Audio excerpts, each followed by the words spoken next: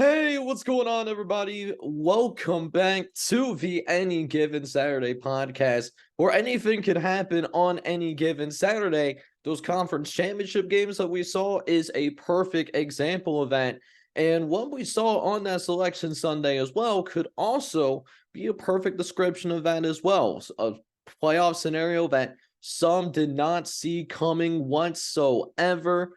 And we're certainly going to talk about that college football playoff in a little bit, but not only are we going to react to the final four of the college football playoff, oh no, we are also have so much more going on here on the podcast here tonight. I got an Any Given Saturday top 25 power ratings update. That's going to be coming your way very shortly. The last update that I will give probably till the very end of the bowl season. So we'll have that coming your way. I'll also talk to kind of give my opinion on who I thought was the best conference overall in 2023. And I think that answer may or may not surprise you a little bit, depending on what your style of thinking is. And I'm going to talk about the biggest surprises of the conference championship weekend as well. We have a few surprises out there, not as big surprises as maybe what we was seen in previous week, but certainly some surprises that were 100% something I wasn't fully expecting, right? So we're going to go dive into all that. Oh, and we also will be talking that Army-Navy game. We don't discriminate on this channel. We're going to support the troops here in talking about one of the best rivalries in college football. So we're going to have a fun one here tonight. But first and foremost, before we do dive into it, thoughts and prayers out to the community out in UNLV. We are certainly thinking about you over here in the Midwest. What happened on Wednesday was a complete tragedy. I don't know what the answer is in order to avoid said tragedies in the future. I'm not a gun control expert by any means, but do want to express my deepest condolences before we dive into the podcast. So I'm going to look to see if there is any like GoFundMe's out there for any of the families for the UNLV shooting that happened earlier this week. So just keep them in your thoughts and prayers as we continue like through the week and all that good stuff. But let's go ahead and have fun here on this podcast. We're going to have a great time here tonight. Go ahead, hit that like button if you're excited about this college football content. We're new to the college football algorithm thing. So, anything that you can do, hitting that like button, what that does for us is, first of all, it lets me know that, hey, you really like the content here on this channel, on this podcast. We are a very new podcast. And then also, in addition, make sure you go ahead, hit that subscribe button as well. If you are brand new as well, and you're looking to be an A1 since day one, this is certainly a channel for you to go ahead and do that.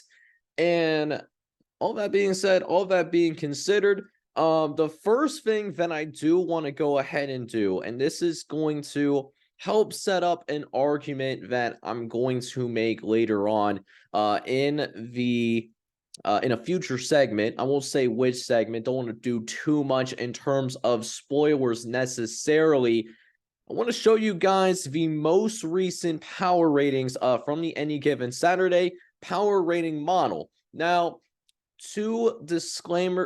I'll say 2 to 3 disclaimers of this power rating model. First and foremost, what this power rating model represents, it is not how I would go about ranking these teams if I was, say, a college football playoff committee member, or if I was someone that, had a vote in the AP poll. That's not how I would go about ranking these teams whatsoever. Instead, what I look at is who would be favored over whom on a neutral site field. That's really what answers the question in terms of what these top 25 power ratings do end up answering.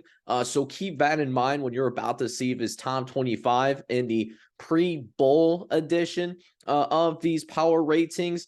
And another thing that I do want to go ahead and point out as well, before I do go ahead and dive into these power ratings and show you this top 25, I'm not someone that makes manual adjustments, right? Whatever the model gives me, that's what the top 25 is. I don't make a manual adjustment for if there is a major injury or if there is players that are opting out of bowl games because they are going into the transfer portal that is starting to heat up. And we'll talk about some key transfer portal signings in later podcasts. We're just not going to do that here today. And in addition, we're also talking about, well, what if they opt out because they want to try for the NFL draft, if they're opting out to prepare for their future NFL careers? So, and the reason why I do that is if I manually adjust it because of a handful of key players on a team, I would have to do that for all 133 teams in the FBS. And frankly, I really don't want to do that. And I hope you guys understand where I'm coming from in that regard. So, that being said, we'll go ahead and dive right into it. There wasn't a lot of significant movement in this top 25, considering, well, there was only 20 teams out of 130 plus that ended up playing this past weekend. But even with that being considered, what we had a couple of new teams enter, a couple of teams did leave. Let's go ahead and start working our way from the bottom and working our way up. We're going to start from the bottom like Drake. We're going to show you that 21 through 25 first. We do have a couple of newcomers from the group of 5 ranks. Iowa was dominated by Michigan in the Big Ten Championship, and Louisville could not find a way to beat Florida State in spite of Florida State trotting out their 3rd-string quarterback, who is not expected to play at all this season, a true freshman, might I add. So Louisville and Iowa are both no longer in this top 25. But what takes their place is 2 group of 5 teams as well. At number 24, we'll harp in on number 24 specifically for right now. So Boise State, they are the number 24 ranked team in the nation in these power ratings. And I'm sure you'll be a little bit surprised by that because of the fact that Boise State is an 8-5 team. So maybe quite a few teams out there, people out there would not consider Boise State as even a top 5 group of 5 team. But what I will say is that Boise State finished the season extremely strong, and it's an extremely resilient group, which I'll dive into that later on. First and foremost, yes, it was rough to see this team play some football early on. They had a very difficult non-conference state that featured multiple Power 5 opponents, Washington and UCF. They did lose both. They also lose to a good Memphis team as well before finally picking up an FCS win against North Dakota. But in the second half of the season, Boise State really did turn it on. And I think it is one of the well-balanced leagues in the entire FBS. The Mountain West was a very good conference this season, at least from a depth perspective, from a group of 5 standard. So I think that's very important to note as I see what they did in the last 6 to 7 games. Boise State was winners of 5 of their last 6 games. They are rolling on all cylinders. This is a team that could make a big step here in 2024, but they are champions of the Mountain West. They beat UNLV. We'll talk about that later tonight because that was something that did surprise me a little bit, seeing as they were on the road for that. But Boise State is the number 24 team in the entire country. And then we have the Troy Trojans that are in here as well. Troy comes in at number 22. This is also the very first time all season long that we do have the Troy Trojans ranked in this top 25 of the Any Given Saturday power rating model, and it's much deserved. Slow start for the Troy Trojans, I would say. A team that might have been written off in the overall national conversation after their first notable game of the season against Kansas State. They were blown out. They lost by nearly 30 points to what turned out to be a very good Kansas State team. But after they took their early struggles, their early adversaries They rack out a 9-game winning streak to end the year. And that 9-game winning streak also no, I can't count. They actually won 10 games in a row. This team is the epitome of carrying momentum into the postseason, and that is captured by a Sun Belt championship, which we'll also spend some time talking about later on tonight as well. Troy is going to finish the regular season plus conference championship weekend 11-2. They could get to a 12-win team in the Birmingham Bowl, even if they may not have their head coach allegedly, because he might be rumored to go to Tulane. There might be more on that. That hasn't been confirmed as of when I'm recording this. This is recorded like 3 o'clock in the afternoon on a Friday, and this is also on the East Coast as well. But we do have Troy as the number 22 team in the country, and rounding out this group, we got NC State at 21. Then we do have our top 20, and really no change here because all of these teams in the top 20, they were all on buys. Well, not all of them. The only notable exception here is SMU.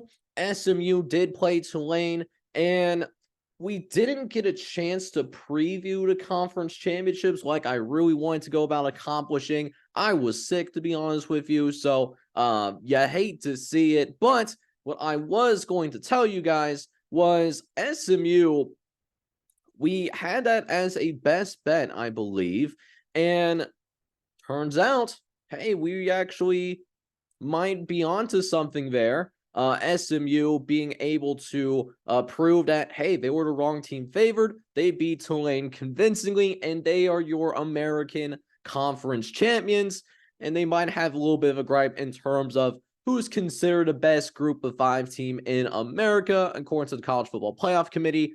Again, that is later on down the line, but 16 for 20 other than that, there really isn't much change to report here. Kansas is at number 20, and then you have Oregon State, Texas A&M, and Clemson that are going to be representing that 16 for 18 range. Now, we'll go ahead and jump through to the top 15 now, and we have a little bit more action here in the top 15. We're starting at number 15, the Washington Huskies. They are here. They've won a lot of games ugly, don't get me wrong. So that's why they are down here, even though they are an undefeated team. But they find ways to win, and that was prevalent in that Pac-12 championship game as well. They beat a very good Oregon team who I would still favor on a neutral site over the Washington Huskies, but Washington able to defy expectations. Once again, they are undefeated and they are in the college football playoff. Cannot say the same thing about the Georgia Bulldogs, though. Their 29-game winning streak does come to an end. They will not be able to complete the three-peat, which we said at the very beginning of the season, Georgia was going to have a tall task. Not just that there was a lot of talent that left this team via the NFL draft the last couple of years, but the last time anyone has been able to three-peat was before World War II, and that was with Minnesota. And now that we are expanding into a 12-team playoff, that's going to be a little bit more difficult with the playoff expanding from 4 teams to 12. But Georgia, they did lose in the SEC championship. That's what happened there, and that's why they are outside of our top 10 as well. They fell a little bit, but not significantly by any means. Speaking of that top 10, a team that is right above Georgia is Alabama. We'll talk about that Alabama and Florida State situation a little bit, but Alabama did win the SEC, so that's why they are ahead of Georgia. And I also want to speak to why I gave that first disclaimer about how I don't make manual adjustments.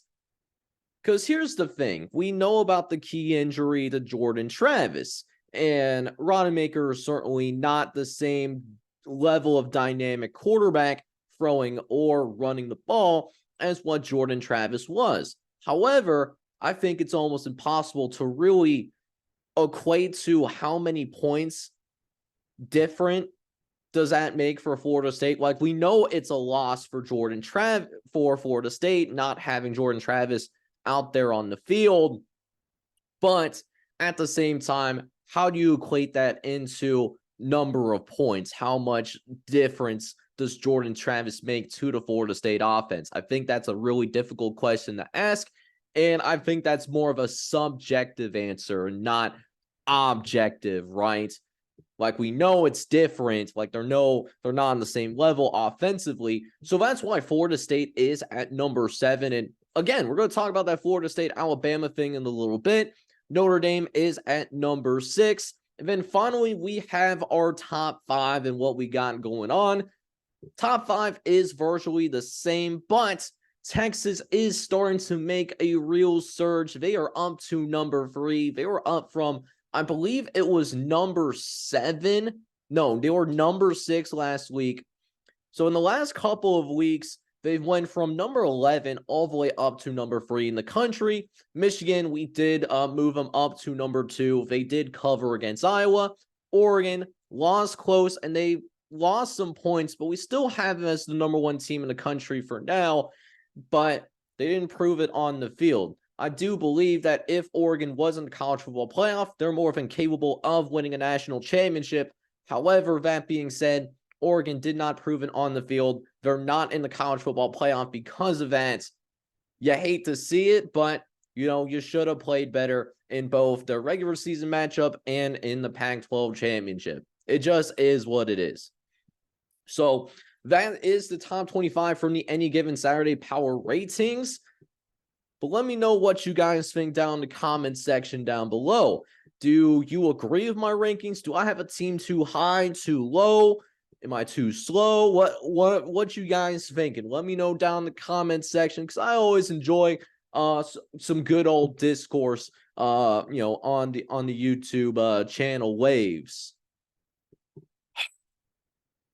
And now we get to something that frankly has been burning in my mind since these ratings come out. The Selection Sunday happened, and I didn't want to come out with this particular segment right away as it happened, because I'm not going to lie to you, I had some strong opinions, and dare I say it, I've had some emotion involved in what the final power rankings were from the College Football Playoff Committee. So there's that. And that being said, what we ended up doing is I slept on it. Wanted to see if my opinion would change, see if that emotion would die down a little bit on my end. And we didn't just sleep on it. We took a hibernation on it, because I really wanted to have a good solidified opinion. And I also wanted to hear from other people as well, just to see what's going on in the college football world. How are they reacting to this controversy with the college football rankings?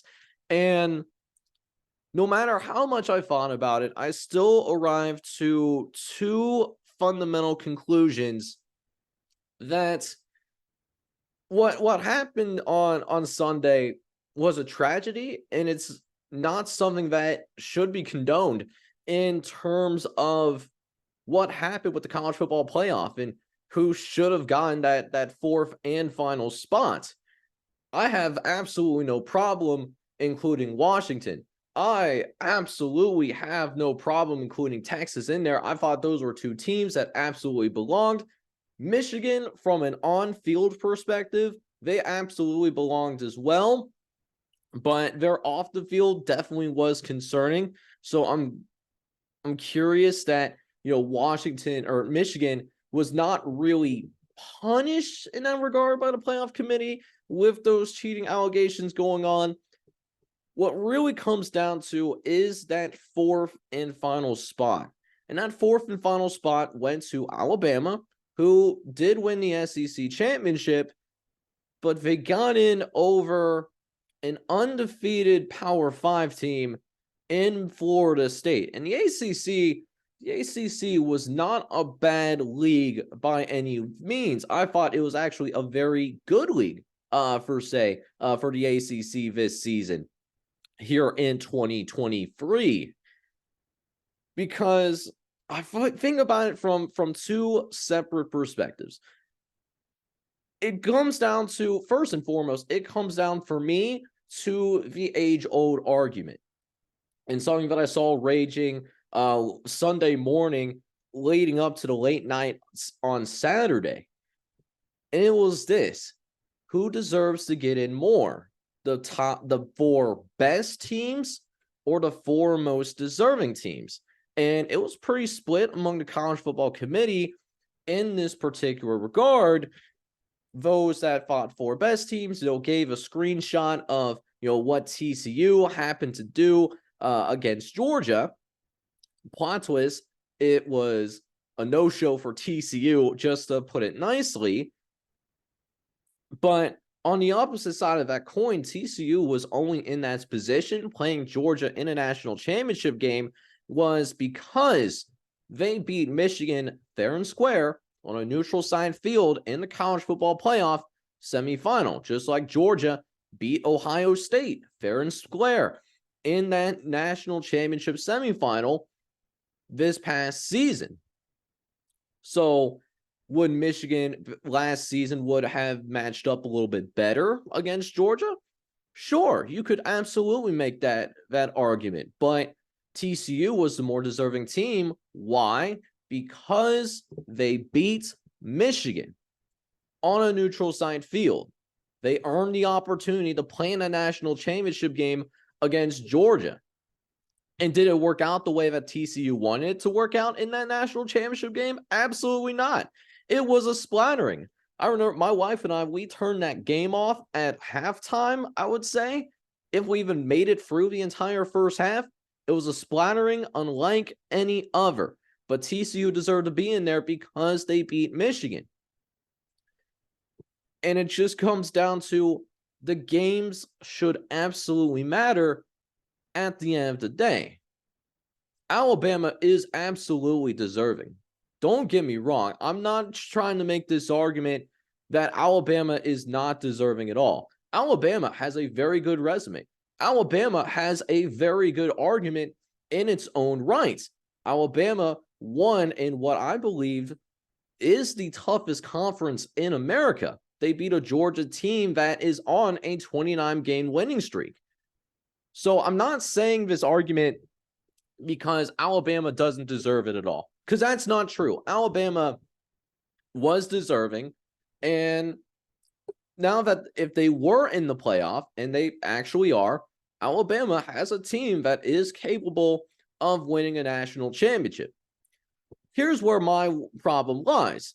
Florida State, it's not like what happened to UCF in 2017 or what happened to a lesser degree Cincinnati in 2020.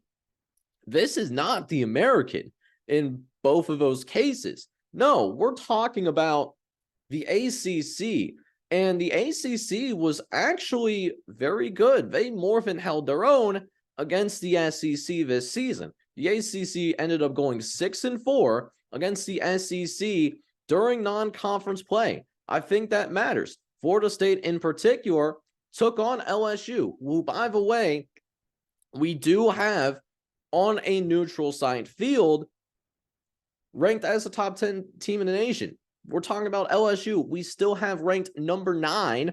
Florida State beat them convincingly. They also played Florida, and Florida is not going bowling, but Florida would be a bowling team in most conferences. Just it wouldn't be in the SEC. They just don't have that caliber of team necessarily. And not to mention the ACC was no pushover, like I mentioned earlier. Plus, they ended up going undefeated. That should matter. That absolutely should matter. And look, what happened in that ACC championship game, it was ugly. Their third-string quarterback, who is a true freshman, by the way, had no expectation of playing any meaningful minutes during the season. He was going to be redshirted.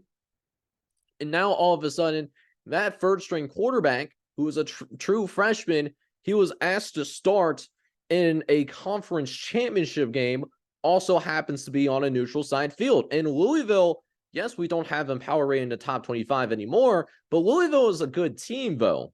Louisville came in ranked in the top 15. And yet, Florida State, even with a third-string quarterback, even with a team that admittedly did not have their fastball, they still found a way to win.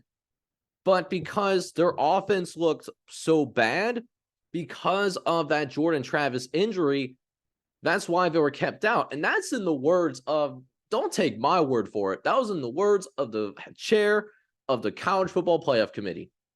He said point blank that Florida State was kept out because he and the committee did not believe that Florida State did not have the team as is constructed to win a national championship. Now, I know what you're thinking. Without Jordan Travis, would you favor them over Alabama on a neutral site field, Georgia on a neutral site field, Ohio State on a neutral site field? And I understand where you're coming from, but at the same time, games are not decided on a piece of paper. Games are not decided by a computer model. Games are not decided by Vegas itself. Okay? Games are decided on a football field. And yes, they would not have had Jordan Travis, whether they were going to the Orange Bowl or whether they were going to play Michigan in the Rose Bowl or Washington in the Sugar Bowl. But you saw that defense. That defense was playing possess. They did everything that they were asked to do. And they found a way to win. And even though that offense was ugly, what difference does it make? Honestly, what difference does it make? Let's say Florida State wins 45-35. It ends up being an offensive shootout instead. But the result is still the same. And you know what that result was? It's a 10-point win. And they would still be conference champions. And not to mention, it would be still against a ranked Louisville team, which, by the way, Louisville is still ranked in these college football playoff rankings. Louisville is still ranked in the top 15. They only moved them down one spot on Selection Sunday. So Louisville did not move down very significantly at all, by the way, even though they lost by double digits to a third-string quarterback. And speaking of that third-string quarterback, when we get to the Orange Bowl or to the Sugar Bowl against Washington, hypothetically, here's the thing. He was not going to start in this game. Rodemaker, he was going to be back. He was in concussion protocol. That's why he did not play whatsoever. And Rodemaker, yes, he's not as dynamic as Jordan Travis. I get that. I completely understand what you're saying. But at the same time, though, Rodemaker has experience in Mike Norvell's system.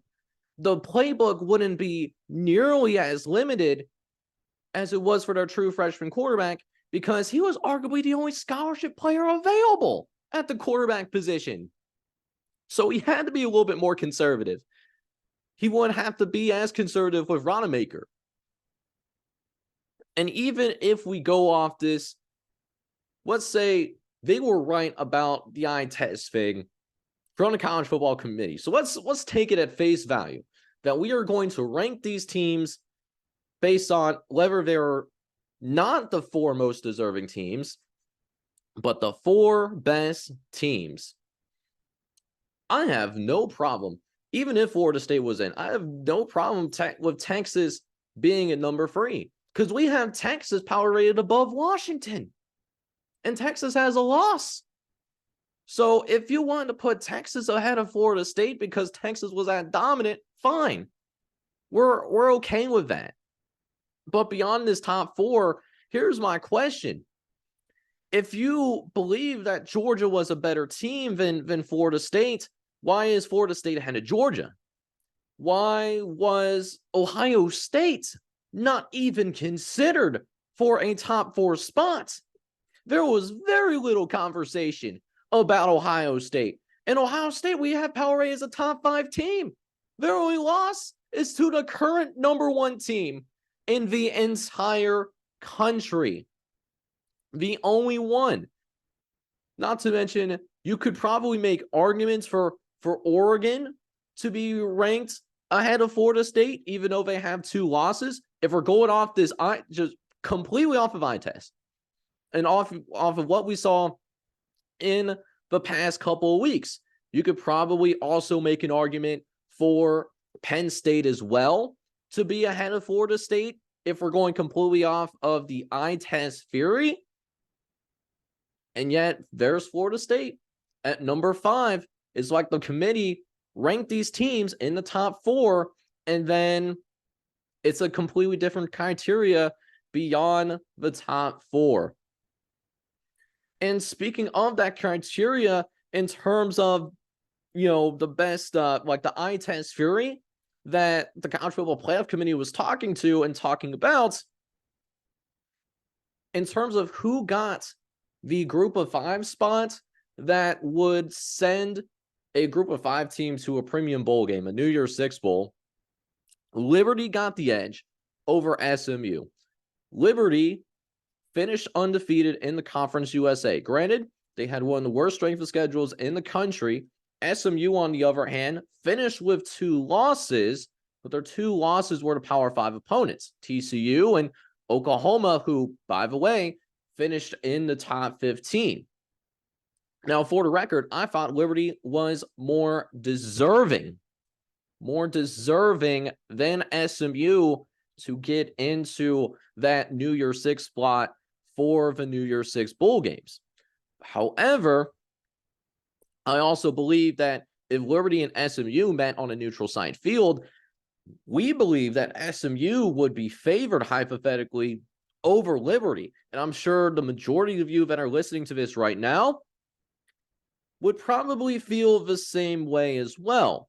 So, that said, why did the committee choose Liberty to go to a New Year's Six bowl game over SMU?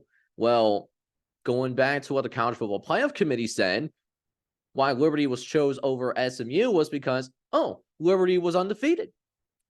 So, being undefeated in the group of 5 is good enough.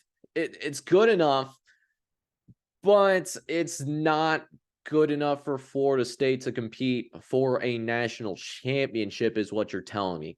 So, zero consistency from the College Football Playoff Committee. And most years, the committee gets it right. The committee does choose the correct 4 teams 9 times out of 10. This one year, I think they did Florida State dirty. And if it leads to the eventual demise of the ACC, look back at this moment specifically. Now, this won't happen again where an undefeated Power 5 champion will be left out of an opportunity to compete for a national championship because they will go to the 12-team playoff after this year. And that's perfectly fine. But that being said, this is a tragedy. I think that it should be 4 most deserving instead of the 4 best teams, because at the end of the day, this is what sports is all about.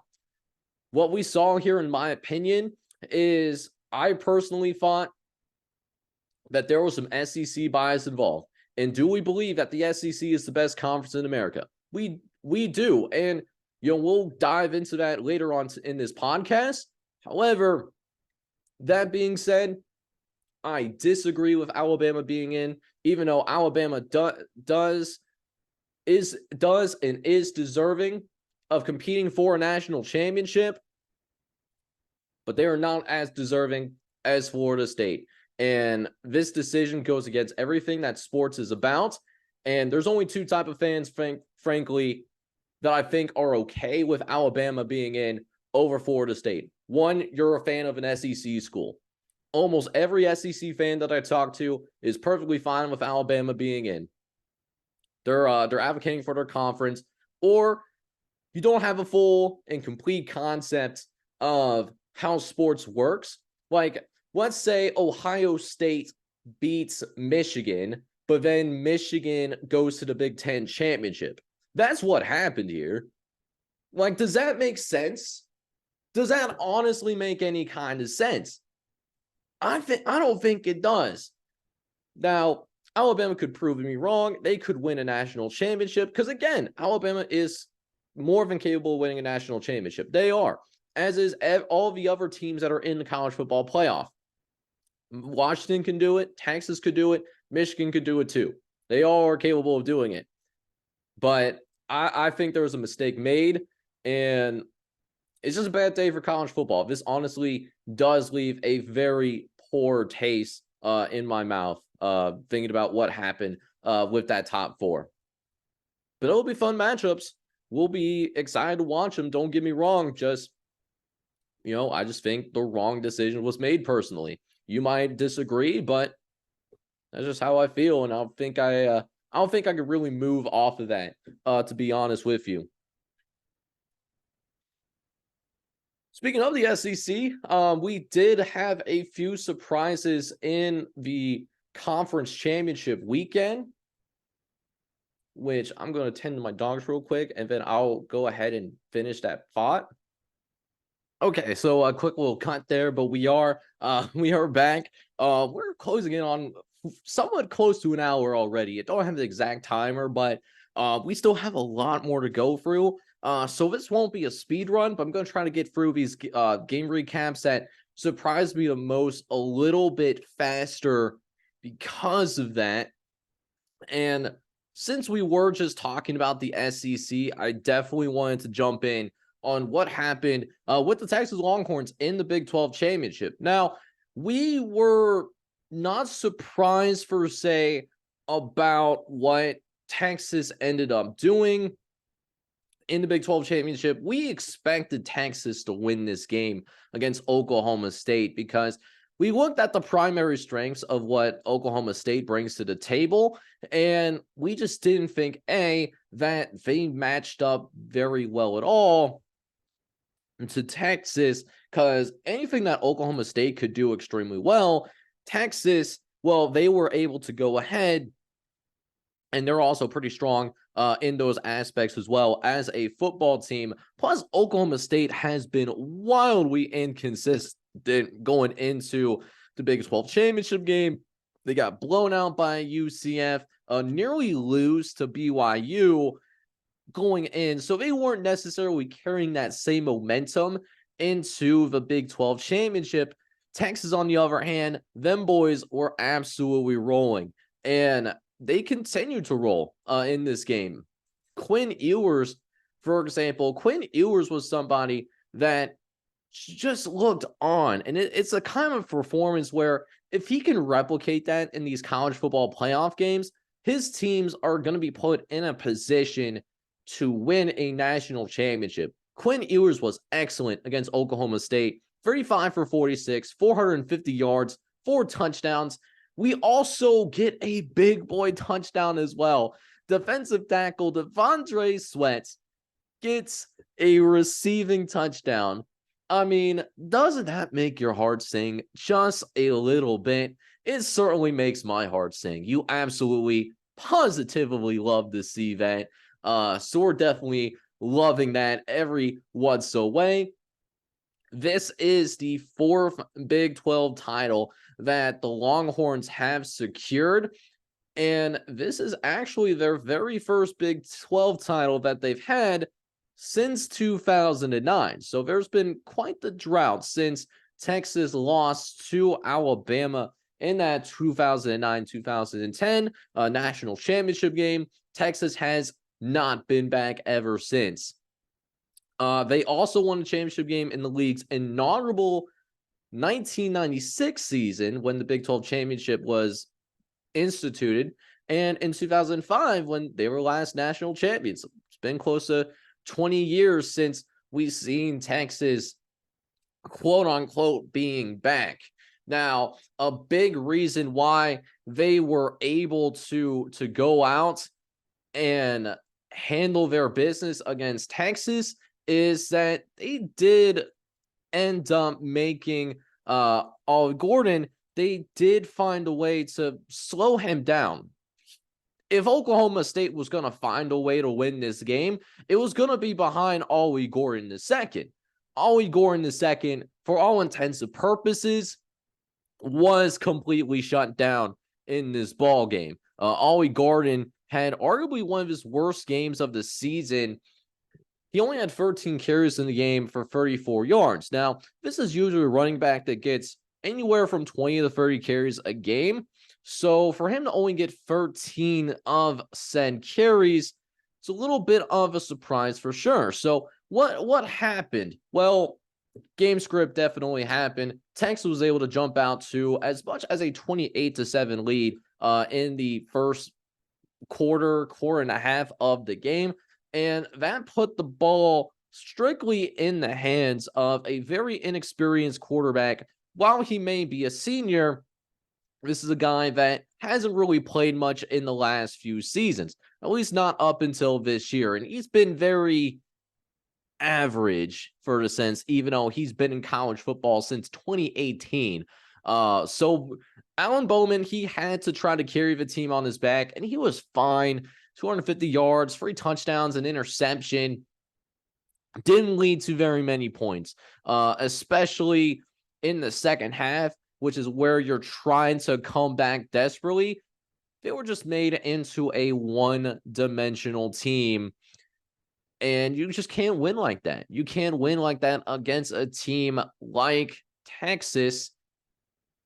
Now, we did see a little bit of Malik Murphy in this game. Ewers did have the wind knocked out of him late in the third quarter. He was only out for a play. He did end up being replaced by Malik Murphy instead of Arch Manning. You think back to when Texas played Texas Tech. We saw Arch Manning play in there. It's an interesting quarterback battle to watch in 2024. Malik Murphy and Arch Manning. We presume Quinn Ewers is going to the NFL at the conclusion of this college football season. Whoever loses that is going to enter the transfer portal, and he might have their pick in terms of where they're going to go and start. It's an interesting dynamic to watch down there in Austin, Texas, but Texas did a very good job just handling their business. They didn't have that big letdown game that they've been so known to having over the years. Steve Sarkisian finally gets that Texas team back over the top. They are going to be playing in the college football playoff. But who does Oklahoma State play? We know Texas is going to play Washington in the Sugar Bowl. We talked about this already. As for Oklahoma State, they actually are going to be playing in the TexAct Texas Bowl. That is going to be happening in Houston, Texas, where ironically, the Houston Texans do end up playing. Should be a really intriguing game on that front between Texas A&M and Oklahoma State. But congratulations to the Texas Longhorns, not only being champions of the Big 12 Conference, but simultaneously also securing your first college football playoff berth and your first real opportunity to win a national championship since 2009. I think it is indeed safe to say that, guys, Texas is officially back. Yeah, we are calling it here, baby. And while we are making those calls across the country, we're kind of in the West with, that Texas game happening. Let's keep it out west, though. Boise State and UNLV was another such kind of game that really did surprise me. This game did happen before the shooting on the UNLV campus, and we said at the beginning of the podcast, our hopes and prayers are with that UNLV campus as they try to heal from that tragedy. But going back to the football field, Boise State, you want to talk about a team that could have certainly fallen apart. Boise State fired their coach in the middle of the season, very middle of the season. And when you have a dramatic coaching change like that, that's the kind of coaching change that you see where that could make or break your season. It's definitely a fork in the road. But to the credit of really the Boise State players, they bought into the interim coach, Spencer Danielson. I would imagine he would have a real shot of getting that interim tag removed, given what he was able to accomplish in the month of November. Boise State, man, them Broncos now riding a 4-game winning streak. They win by a final score of 44-20 against UNLV. Technically a road game. I know they're in NFL Stadium, but UNLV actually does play their home games at Allegiant Stadium. And I understand it's a very beautiful stadium. I certainly don't mind that whatsoever. So love to see that. They did it behind their dynamic quarterback, Taylon Green. Taylon Green was somebody that did just about everything, threw for 2 touchdowns, and then also ran for a couple of touchdowns to go with it as well. Taylon Green, very dynamic player. I think he did answer the transfer portal, so I don't know if he's playing in the bowl game. But Taylon Green does lead Boise State to a Mountain West championship. So where does Boise State go from here? Boise State, they will be going to the LA Bowl out west, a de facto road game. They're taking on UCLA, who obviously is also in Los Angeles as well. Coming from that Pac-12, Pac-12 been a very competitive conference this season. But shout out to UNLV. I know this is not the result that you are certainly looking for when you're going into your very first Mountain West title game ever. But at the same time, this is a very good season for UNLV. To be on a verge of a 10-win season, that's an incredible season. You can't beat that. You absolutely love to see that. A program that, could be an interesting player in the NIL game, seeing that you have the Sin City literally in your backyard. It'll be interesting to see how UNLV handles that in terms of an NIL collective standpoint. I'm really curious about that. But big reason that UNLV lost this game. It's just that they couldn't stop a nosebleed, and they didn't generate enough offense on their own. Not only is it prevalent on the scoreboard, but if you dive deeper into the stats, Boise State was able to outgain UNLV 527-298. That is a very significant mismatch. When you look at it from that perspective, Boise State was also able to run the ball for 300 yards. They were running all over that UNLV front seven. UNLV did not have any answers whatsoever. And UNLV, to their credit, they fought in this game as long as they could. They cut it to as close as 31-20, but Boise State was able to answer with 13 unanswered points in the second half, and that propels Boise State to that Mountain West championship. Now, some things of note, the announced crowd at that Mountain West championship game is 31,473, which doesn't sound like a lot when you're seeing the numbers that Power 5 schools bring in all the time, but it does set in a record for the largest crowd at a Mountain West title game. The previous high was back in 2013 when 31,316 people showed up for Utah State when they played against Fresno State in that same Mountain West championship game roughly a decade ago. That was the conference's first ever championship game, because before 2013, Mountain West did not have a conference championship game because they did not have more than 12 teams or more. That was just a thing back then for those of you that haven't been paying attention to college football in a long time.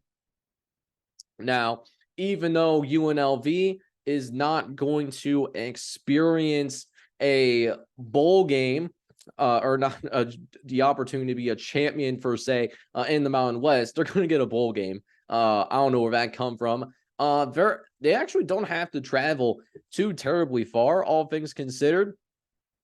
They're going to go down to Phoenix, Arizona, and they're going to play Kansas in the Guaranteed Rate Bowl, and it's going to be an interesting game. Kansas is going to be heavily favored for bowl spread perspectives. You don't see any spreads like more than 3 possessions during bowl season. You rarely see that. Kansas is an 11.5-point favorite. But this should be an interesting game. But I'm really curious to see what happens in this one. This could be a very high-scoring affair between Kansas and UNLV. But, hey, UNLV, they still have a chance, even though they are running a 2-game losing streak, to go out, beat Kansas, who Kansas is resurging as a football program themselves, could be setting themselves up very nicely in the new landscape that is the Big 12. And UNLV gets that 10-win season and set themselves up as, being one of the top dogs moving forward in this NIL and transfer portal era. It's definitely a thing to watch out for in the bowl season. An underrated bowl game, in my opinion. And then the last bowl conference championship game that I wanted to really dive into, Troy. Troy played Appalachian State. They actually hosted the Sun Belt Championship, and Troy ended up winning 49-23. The Detroit Trojans are one of the best group of 5 teams, in my opinion. They are certainly up there with the likes of SMU and also Liberty as well. Boise State should also be in that conversation. They won't because of what they did in the first half of the year. But man, Troy, good team out there, man. Troy winning 11 total games. And Troy doing it, just playing a complete team game. This was certainly not a game where there was a lot of eye-opening stats, right? You take a look into the team stats real quick. Total yards, not a significant advantage. Troy had the advantage of 463 to 383, but it's not a significant advantage that we saw in, say, the Mountain West Championship, for example. Turnovers, there were turnovers on both sides as well. And while Troy did win the turnover battle 2-1, again, it really wasn't a significant advantage.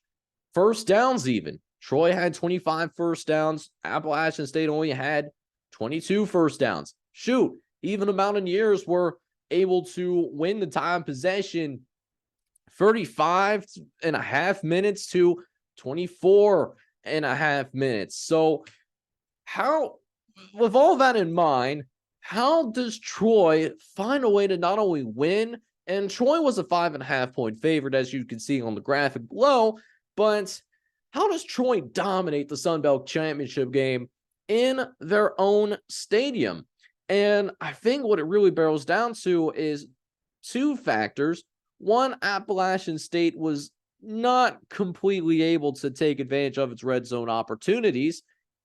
They had a 7-play drive, for example, in the third quarter that netted 0 yards. It took 3 minutes somehow, and they had to settle for a 41-yard field goal. And they started that drive inside the 30-yard line. Yikes. And also, Troy was able to get explosive plays, multiple explosive plays. I'm counting 3 explosive plays, touchdowns of 30 yards or longer, and Don Callis had a fumble return for a touchdown. So defense played a role. Troy did a better job of using its turnovers to get points than what Appalachians did with the sole turnover that it was able to force onto their own accord as well.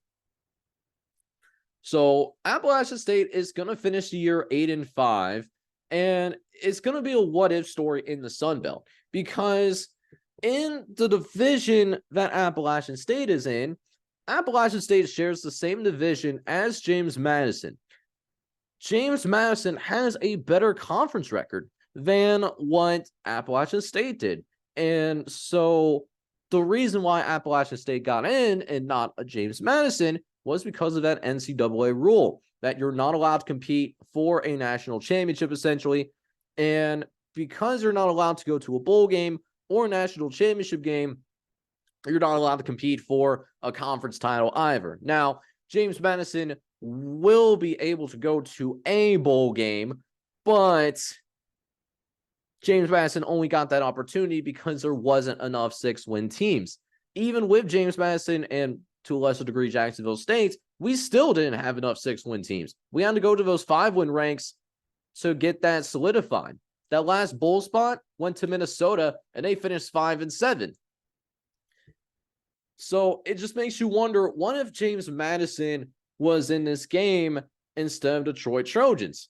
I think it would, for me, I think it would have been a more competitive game, even though Appalachian State did beat James Madison on the field late in the regular season. James Madison still finished with a better conference record. And because James Madison was ranked in the AP poll and not Troy, not only would the matchup might have been more competitive, but James Madison likely would have hosted the Sun Belt Championship as well, even though they have the same conference record as Troy, because James Madison would be considered more highly ranked from that AP poll. So it's an interesting what-if scenario, but Appalachian State, all the credit in the world to the Mountaineers, they still found a way to have a very strong second half of the season. This was a team at one point that was just 3-4, but they're able to rattle off wins in 5 of their last 6 games. And now they were a team that looked like they were going to be in some trouble at first. They're now going to go and play in the Avocados from Mexico Cure Bowl. They're going to play in that bowl game against Miami of Ohio. Want to make sure that was notified. That's Miami, Ohio, not Miami, Florida. Appalachian State, they're going to take on this Miami team from Oxford in the Cure Bowl.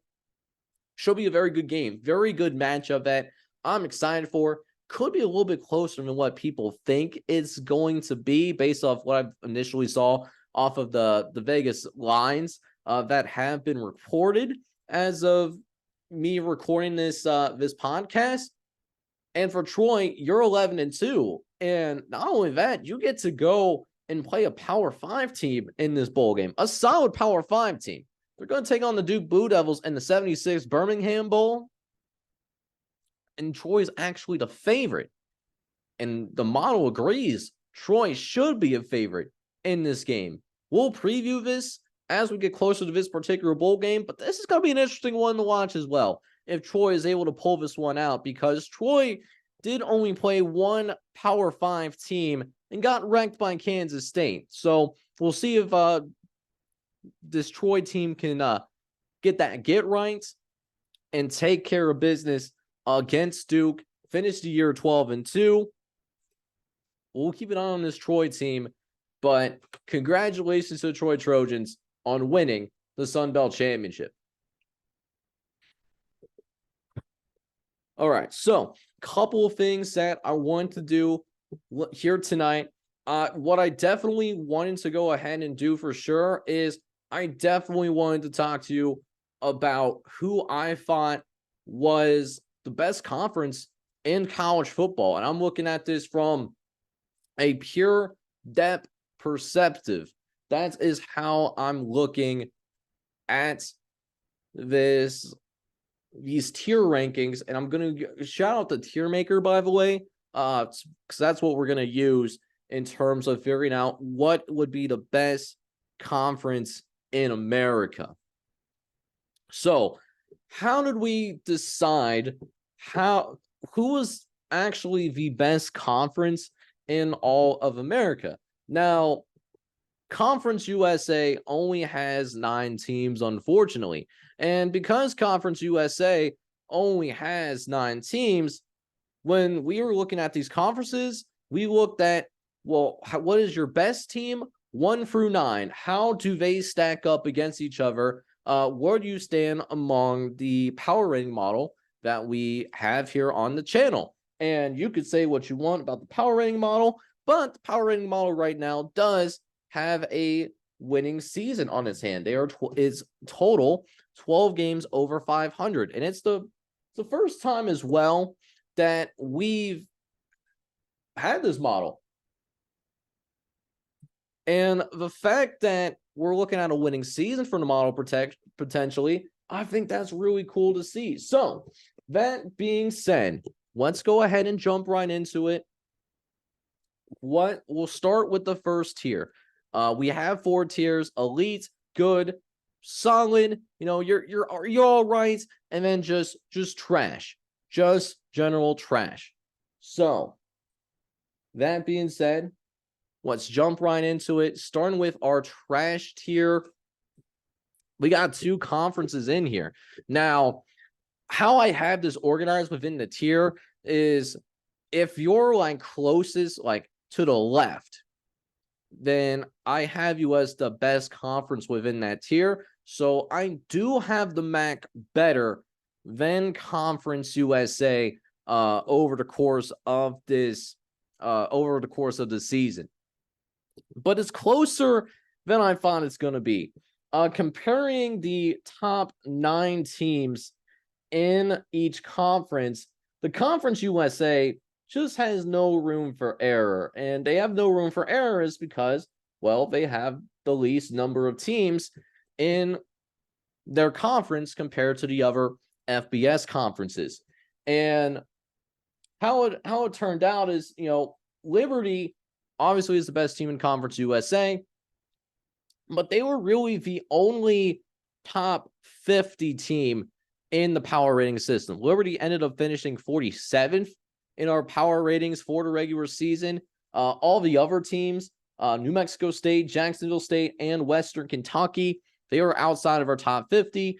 And then Mid-Tennessee State, Sam Houston, UTEP, Louisiana Tech, and FIU, well, they all finished outside of the top 100. But because they did have Liberty, they were able to give the MAC a run for their money. Because if you inserted Liberty in the MAC, in my opinion, Liberty would be favored over any team in the MAC.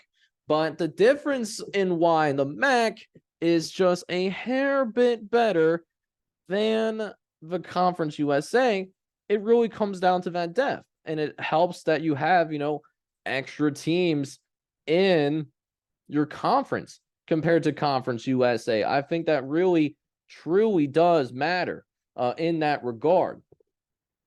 Because Miami of Ohio, they're not a top 50 team. In Miami, we do have as our new best team in the MAC, given what they did to Toledo. And we actually did call Miami beating Toledo ultimately. Miami, it was number 62. So it's not, they didn't have a strong one. Like their best team in their conference in the MAC doesn't stack very well compared to other conferences. But they had some good depth. I mean, it was a very interesting conference to cover this year. Toledo was 75, Bowling Green was 78, Ohio was 91. So there's certainly some solid teams in the MAC. They did have plenty of teams outside the top 100 though. So that's why I do have the MAC and Conference USA in this trash tier. Conference USA is number 10, MAC is number 9. Then I want to jump into the next tier, which is solid tier. There's a bigger gap between the good tier and the solid tier. The depth of Group of 5 conferences is not going to hold water compared to the depth of, say, Power 5 conferences. And this is the last time that we'll use that Power 5 framework. Because even if we go to Power 4, that's really not true because the SEC and Big Ten are just going to be on a whole nother level compared to the ACC and the Big 12. So there's going to be a gap there, I would imagine, unless something crazy happens. But we have 3 conferences in this solid tier: the American, the Sun Belt, and the Mountain West. Now, the Mountain West was actually a very fun conference to actually go ahead and cover this year. We have the Mountain West as our number 8 conference in America. Now, why do we have the Mountain West as a number 8 conference? And it was actually really close between this one, the American, and the Sun Belt. Boise State was in the top 25. We have them power rated number 24, and was just better depth across the board. But they still had a couple of teams that were just not able to crack that top 100. Utah State and Colorado State is baked into this, and they're not top 100 teams, in my opinion. It also doesn't help that Fresno State faded the way that they did, and the same thing could also be said about Air Force. But overall, a solid year for the Mountain West. It was fun to definitely watch the Mountain West. Sun Belt, we have at number 7.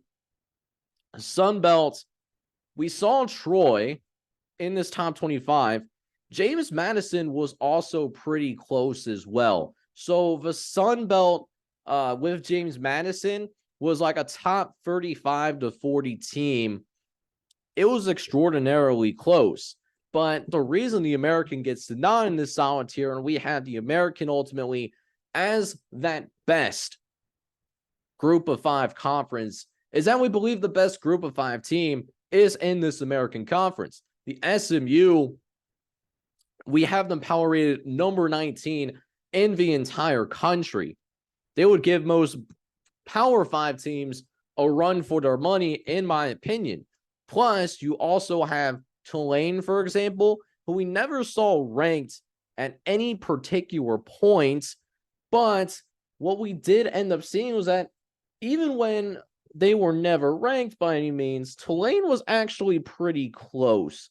They were actually pretty close to being ranked. And UTSA, we thought UTSA was pretty good too. Memphis was a top 60 team as well. Just a very good middle of the pack for the American this season. So not only do they have the higher echelons of, well, what we saw with SMU, but, Tulane was also really good. UTSA certainly surprised, even after their incredibly slow start.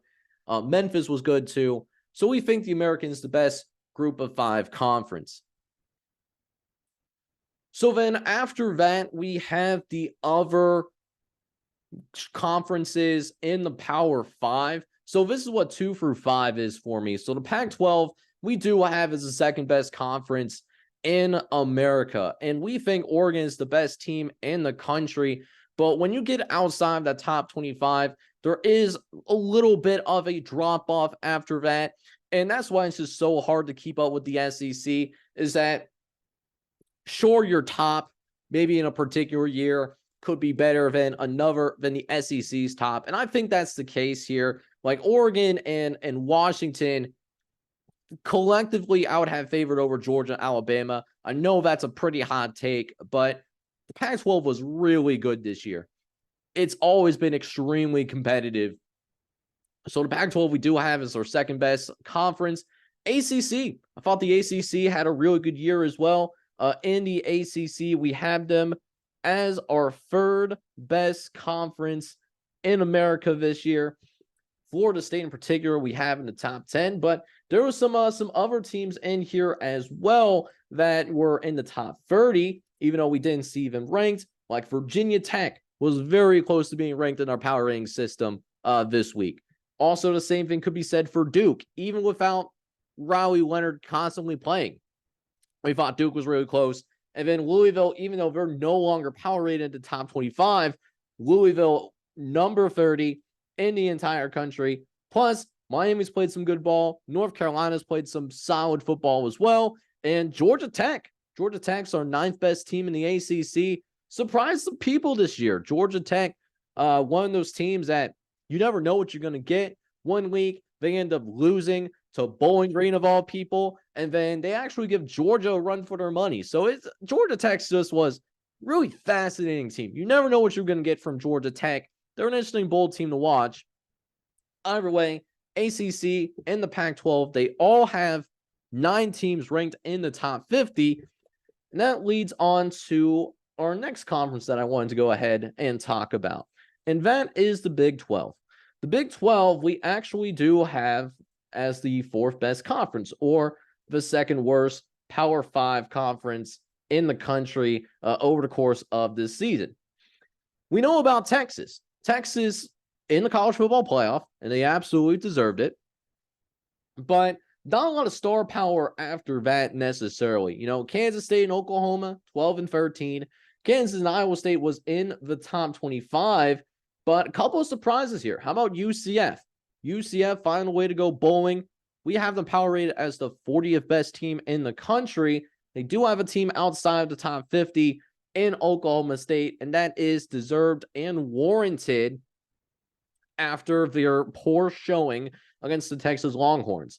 However, I do want to give a quick shout out to West Virginia. They were the 8th best team in the Big 12, according to our power ratings.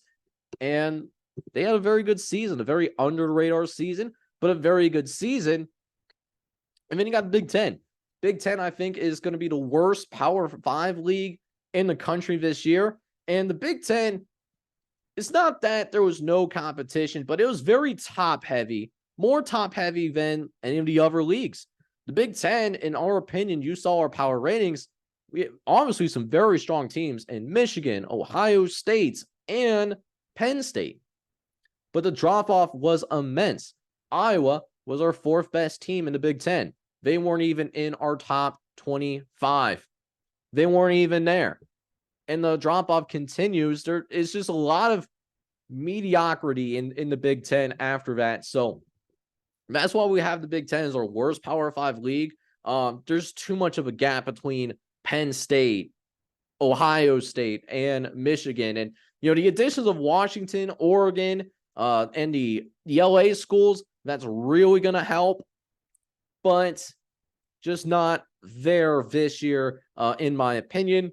And then the number 1 league in the country. Now, I want to acknowledge, even though they're in a tier of their own, the gap between the SEC and the rest of the country this year, it is not as big as what people may come out to be. I kind of did like a cross-country style storing. So the SEC, with its top 9 teams, accounting for where they were in our power ratings, the SEC scored 188 with their top 9. And then second place was the Pac-12 with 238. So there was a 50-point gap between the SEC and the Pac-12, which when you're considering 9 teams, that's not very significant.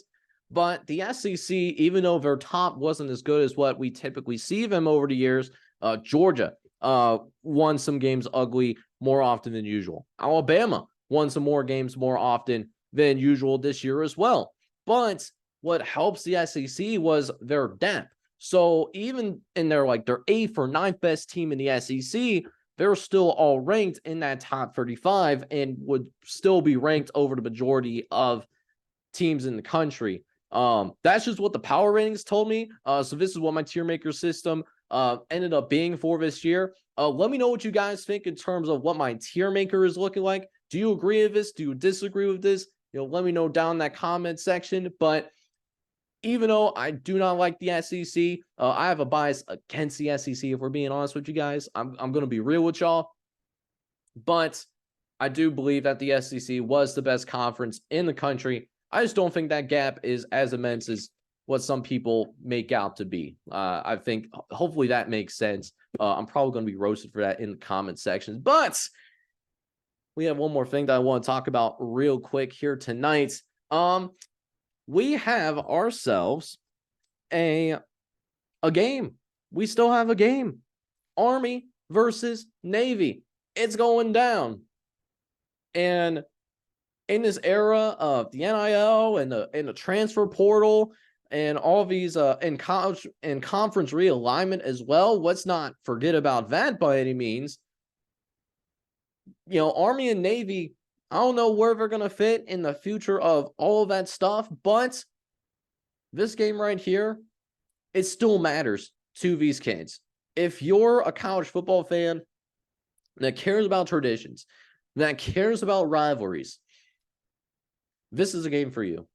Army versus Navy. You want to talk about traditions. Teams that have been running a triple option, that wishbone offense since the dawn of man. This is your type of game right here. And both of these teams are 5-6, but even though neither of these teams are going to be able to go to a bowl game because neither team is going to get to their 6th win before we get into the actual bowl season. Like, you have to get to 6 wins before conference championship weekend. That's why even though Army could get 6 wins or Navy could get 6 wins as well, they're not going to go to a bowl game. This is for both of them. It's going to be the last game of the season, no matter what happens. Need to take a deep breath real quick. So, even though no postseason on the line for either of these teams, this game has huge implications for one of the most sought-after trophies in our nation's military, the Commander-in-Chief's Trophy. Army, earlier this season, was able to pull off a massive upset. They beat a then-ranked Air Force team 23-3 in the beginning of November, even though they came out as an 18.5-point underdog. And Army was able to pull it out. They won convincingly, and they control their own destiny for the Commander-in-Chief's Trophy. Navy, on the other hand, cannot say the same in their matchup against Air Force.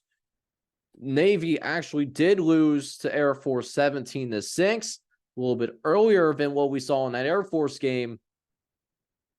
So Navy, for all intents and purposes, they cannot get outright control of the Commanders-in-Chief's Trophy.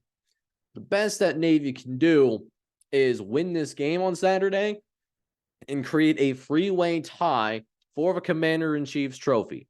And if that does happen, what that would mean is Air Force would retain possession of the trophy because they won that crown last college football season. Now, there's some notable history here behind this game as well. Bill Belichick is going to be an interesting connection to this game because the game is being played at the home of the New England Patriots Stadium. This is at Gillette Stadium in Foxborough. This is a guy that grew up in Annapolis, right outside of the Navy football stadium. And I actually been to Navy's football stadium for the Military Bowl when Cincinnati went against Virginia Tech. Very nice stadium, by the way. His father was an assistant coach at Navy for 34 years. So there's some history there. The Patriots also have a in-season weekend off for Thursday night's game against Pittsburgh. Newberry did say that there were plans to have Bill Belichick talk to the team after the team meal on Friday.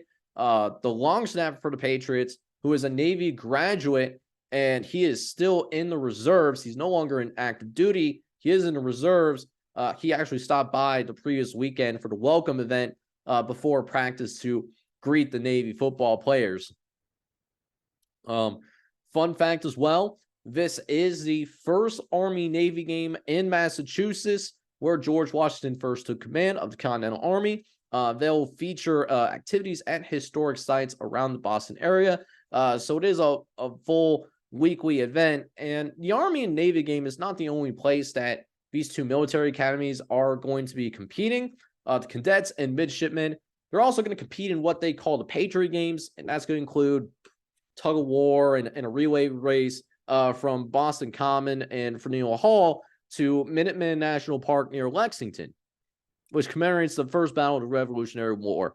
So very cool stuff that's happening in this Army-Navy game. And if you are in the Boston area, highly recommend checking either Patriot Games or even get yourself a ticket to that Army-Navy game.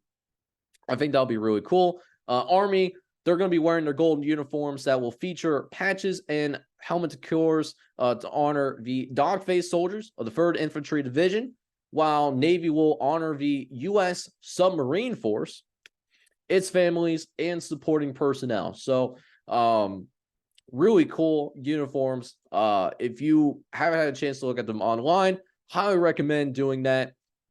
But how is this game going to be won and lost? So, it's no secret, Army and Navy run very similar offenses. So they both know what's about to go down. So it really comes down to a couple of things. Turnover battle. whoever wins this turnover battle is going to have an immense advantage. I suspect that we'll see punters getting involved quite a bit. The over-under is at 28.5 as of right now. The other military games between Navy and Air Force and Army and Air Force, they both fall under that 28.5. So history says that you should lean towards the under in this regard. Army has done a slightly better job passing the football. They've had more explosive plays than what Navy has had. So, what does the game line currently say? And what does our model say? So, Army is currently a 2.5 point favorite. The Any Given Saturday power rating model is right on, about on tune, kind of feeling the same thing, giving a little bit more love to Army. Has the Army football team as a 5.5 point favorite. Whoever wins the turnover battle is going to have an advantage. Whoever ends up getting more rushing yards, because pass plays will be treated like a trick play in this football game. Let's be honest with ourselves. Whoever ends up doing those two things is going to be the winner. And Army is coming in on a 3-game winning streak, while Navy is coming off of a blowout loss to SMU. So we're going to pick Army to win this game, to get to 500, and to claim the outright title of the Commander-in-Chief's trophy. And I think we're also going to be okay with picking Army to go ahead and cover as well. But by all means, expecting this to be a very competitive game, and something that I'll definitely, check in on. I don't know if I'll watch the full game, but it's a very cool event. I'll definitely watch like the pregame at the bare minimum. I think it's going to be really cool to see. And I mean, who doesn't like some good old-fashioned triple option football, right? So that's what we think about the Army-Navy game. And that is really all I have for tonight. I do not have best bets, because I'm not in love with like the lines that are set for the Army-Navy game or for the over-under for all intents purposes. So no best bets for this week. Next week, we will start previewing some of the lesser bowl games, and, we'll get some best bets from there. But until then, I'm going to sign off. My voice is getting tired. I got to get ready to go run some errands, with it being the holiday season. I hope you guys do have a good holiday season. I hope you guys are excited for some postseason football, even though there might be some controversy involved with the college football postseason. It's gone by really fast. And, I hope you just enjoyed this podcast, and I've enjoyed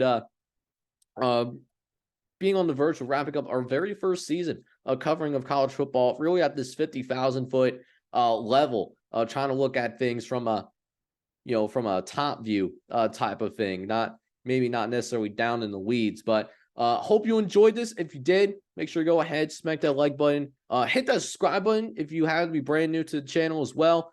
You have a real opportunity to be an A1 since day one, and you could also help me out, even if you don't want to subscribe, which personally I think you really should. You got to help a brother out. Hit that like button, because that helps me out the YouTube algorithm, and it gets connected to more college football fans like yourself. So that being said, I'm going to sign off. I hope you guys have a really good holiday season. And with that, I am your host, Jake. I'm going to sign off. Take care, everybody.